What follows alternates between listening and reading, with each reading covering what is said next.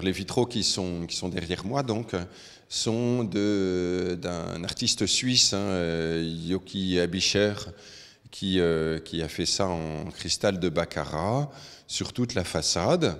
Et puis les 8 vantaux donc des portes d'entrée sont même des vitraux historiés. Enfin, ici, on est devant les portes du sas d'entrée qui représentent les vitraux, les litanies de la Vierge, hein, les titres des litanies de la Vierge.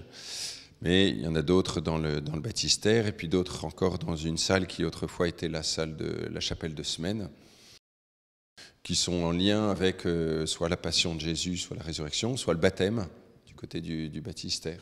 Alors notre église, elle a un petit peu plus de 50 ans. Donc voilà, c'est une église de son époque, en béton armé, avec beaucoup de simplicité.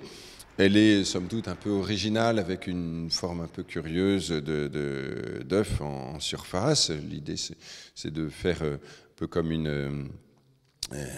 la maternité de l'église, mais en tous les cas de rassembler beaucoup de monde dans peu de place. On n'avait pas peu de place à l'époque. Mais par ailleurs, on n'a pas beaucoup d'œuvres d'art assez remarquables dans l'église. Elle est belle, hein, elle est lumineuse.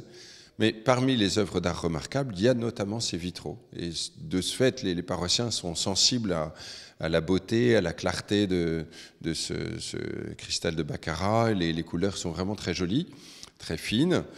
Et on en profite à l'occasion de la messe en semaine qui est célébrée dans le baptistère ou des réunions qui sont célébrées dans la salle à côté. Et puis à chaque fois qu'on sort de l'église, on aperçoit cette espèce d'arc-en-ciel de couleurs qui est vraiment très jolie.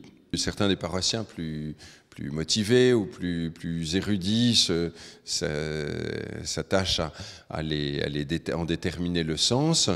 La beauté est un des éléments, un des supports. Nous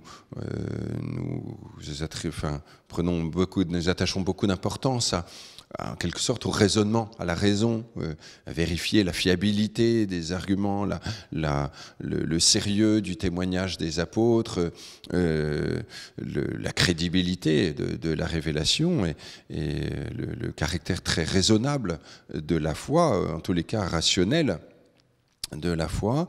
Mais maintenant, c'est sûr que l'Église a été de tout temps et encore aujourd'hui un support du développement artistique, non pas simplement pour une histoire de finances, mais d'une manière plus vaste aussi, plus significative. Les choses les plus belles sont faites pour les causes les plus sérieuses. Et quelle cause plus grande et plus sérieuse que Dieu ?